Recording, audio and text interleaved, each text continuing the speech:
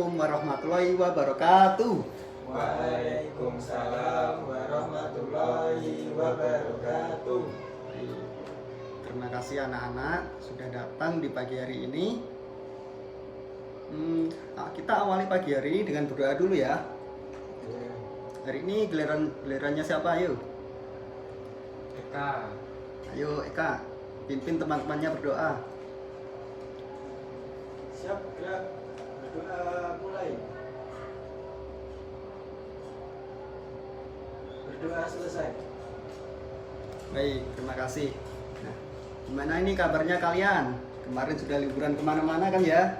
Ya, Menyenangkan nggak? senang. Oh. Ayo Ramnya ini liburannya kemana? Kemarin liburan ke rumah nenek. Ke rumah nenek doang? Ke tempat wisata? Enggak pak, karena jalannya macet. Benar juga sih, ramai juga ya di hari raya ini. Kalau Eka, Saya di rumah Pak, di rumah siapa ini?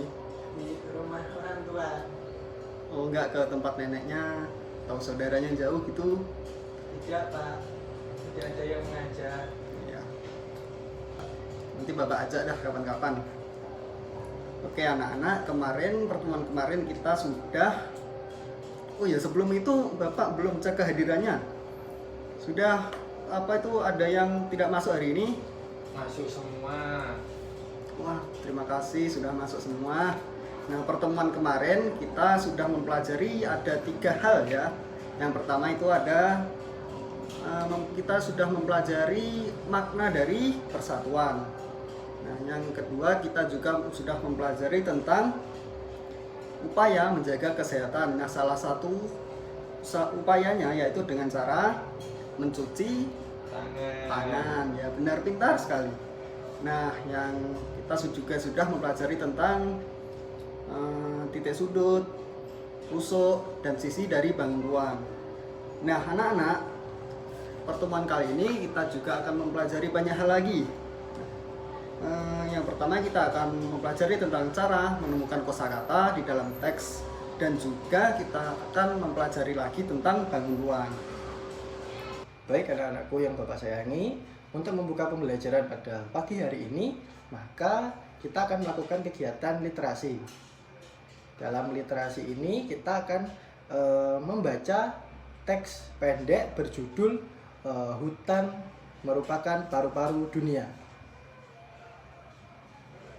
Di sini Bapak akan menunjuk salah satu peserta didik untuk membacakan teks singkat tersebut, lalu diikuti oleh teman-teman yang lain menyimak teman yang sedang membacakan teks tersebut.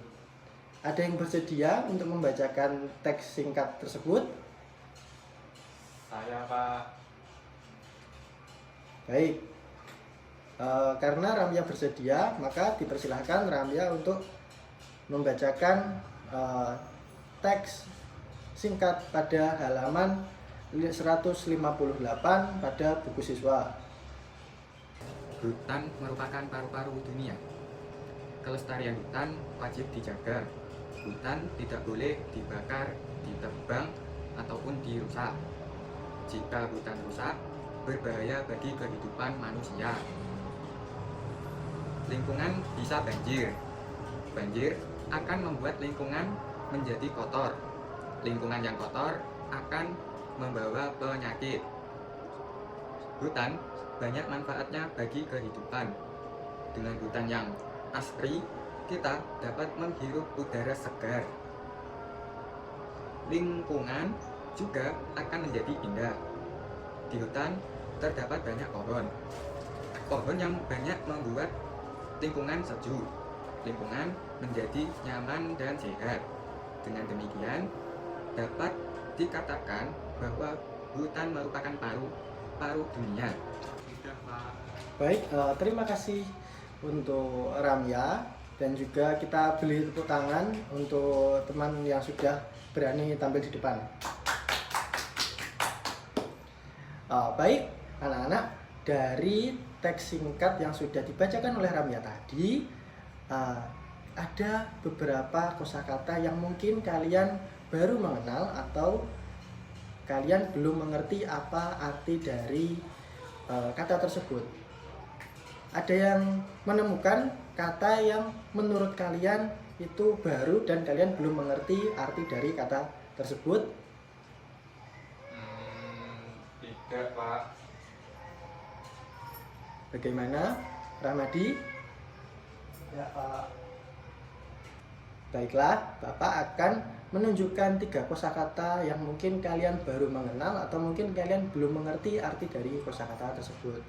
Yang pertama, dalam teks singkat tersebut terdapat kata kelestarian. Ada yang tahu apa arti kelestarian? Enggak. Bagaimana yang lain? Enggak Pak. Nah, begini ya anak-anak. Kelestarian itu secara singkat adalah terjaganya suatu kondisi pada keadaan seutuhnya. Contohnya seperti apa? Contohnya adalah kelestarian hutan.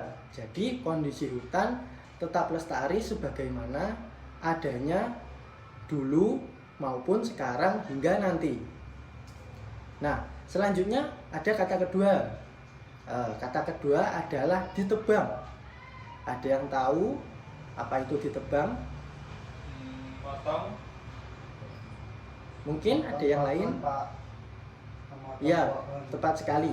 Memotong pohon. Lebih saya sempurnakan bahwa kata ditebang itu hampir sama artinya seperti dipotong. Namun penggunaannya biasanya terdapat pada kalimat contohnya pohon yang sudah ditebang atau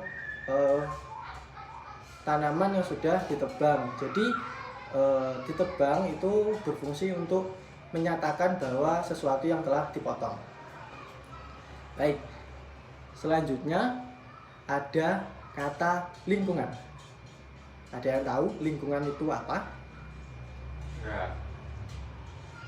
Ya. Oke, Bapak jelaskan ya.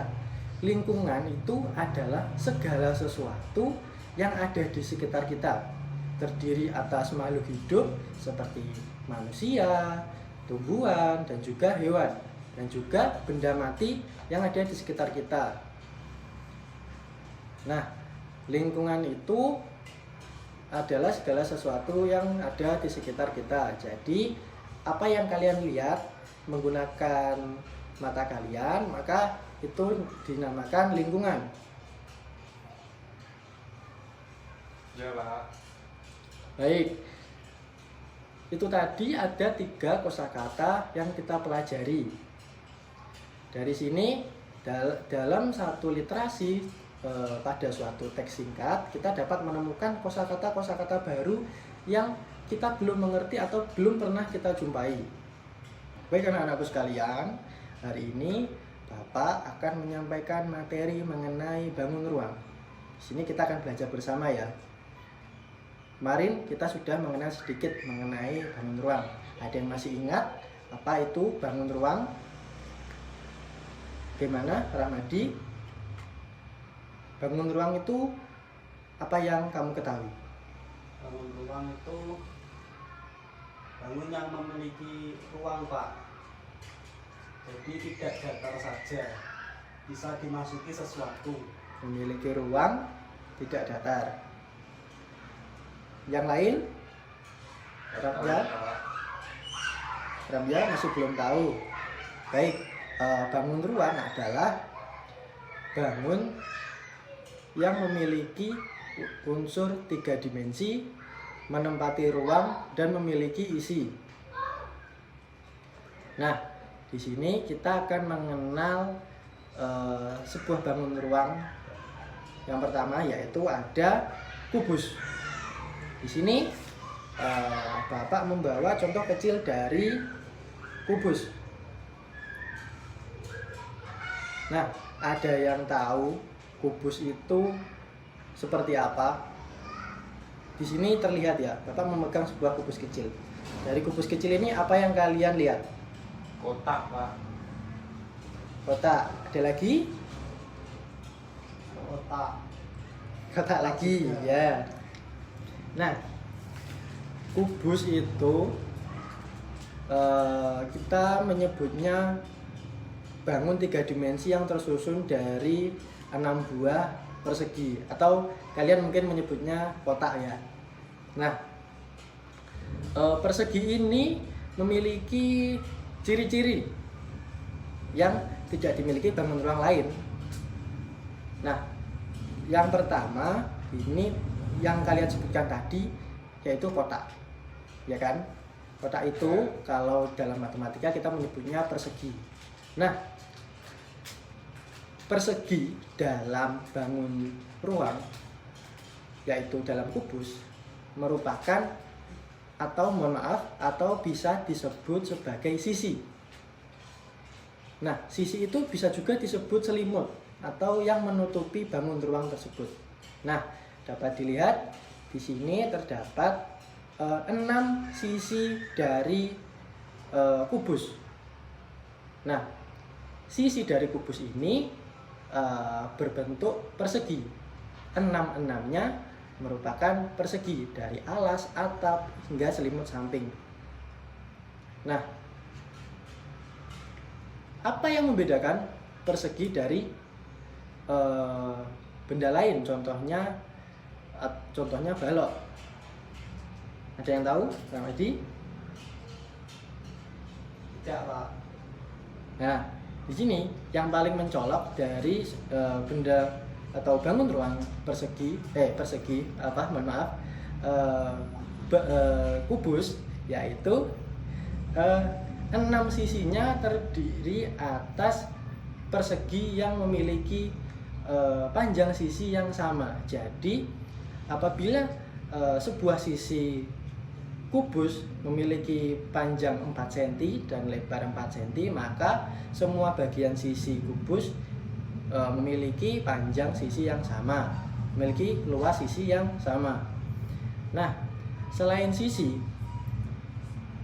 kubus ini terbentuk dari rusuk. Kemarin kan kita sudah membahas tentang rusuk. Nah, ada yang tahu berapa rusuk dari kubus? 8, Pak. 10. Ada yang 8, ada yang 10. Kita hitung bersama-sama ya. Rusuk itu adalah pertemuan dari sisi. Maka kita hitung bersama-sama, ada 1, 2, 3, 4, ada 5, 6, 7, 8, lalu yang bagian samping ada 9, 10, 11, dan 12. Jadi banyaknya rusuk pada kubus ini adalah 12 rusuk. Begitu ya anak-anak? Ya. Nah, selain rusuk, kubus ini mempunyai yang namanya titik sudut. Ada yang tahu titik sudut itu apa? Kalau kalian memikirkan titik sudut itu apa? Pojokan. Ada yang lain mungkin, Rahmadi? Sama, Pak, pojokan.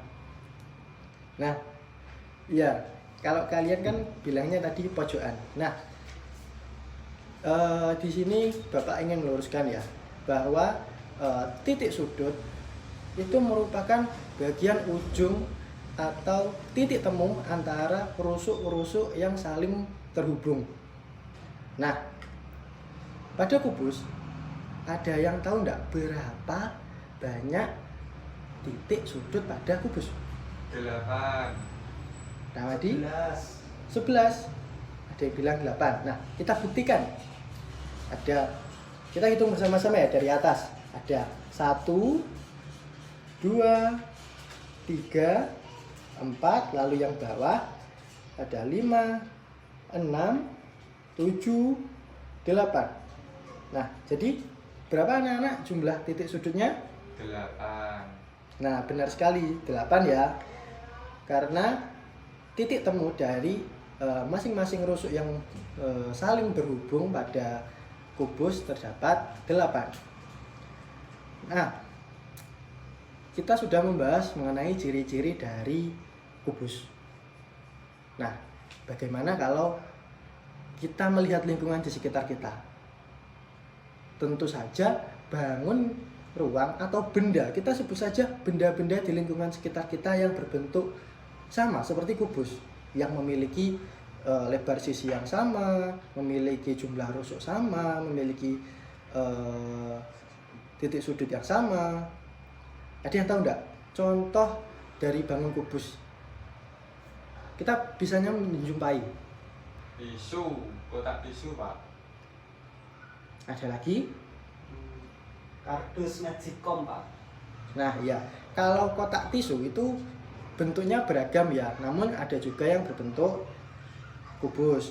Namun kalau kita bilang kardus, kita contohnya kardus penanak nasi ya. Kardus penanak nasi itu memang bentuknya kubus. Lalu ada lagi yang sering kita lihat, yaitu biasanya itu ada bapak-bapak paket ngantar barang. Biasanya dibungkus pakai apa? Kardus. Nah iya, kardus itu biasanya kebanyakan bentuknya juga kubus apabila barang tersebut memang bisa diberi wadah berbentuk kubus. Meskipun banyak juga ya bentuknya, namun biasanya bentuk dari kardus atau benda-benda yang dapat dibungkus seperti itu menggunakan bentuk kubus. Nah, hari ini tadi kita sudah mempelajari 2 materi pelajaran. Yang pertama ada bahasa Indonesia dan yang kedua ada matematika. Di materi bahasa Indonesia tadi kita sudah menemukan beberapa kosakata baru. Ayo bareng-bareng ya. Yang pertama ada kelestarian. Terus yang kedua ada ditebang. Benar. Dan yang ketiga ada lingkungan. Nah, benar sekali. Terus untuk mata pelajaran matematika, kita tadi sudah belajar tentang rusuk, kubus, terus ada titik sudut kubus, terus ada benda di sekitar yang berbentuk kubus. Selain kubus tadi kita juga belajar tentang rusuk tabung, benda di sekitar yang berbentuk tabung.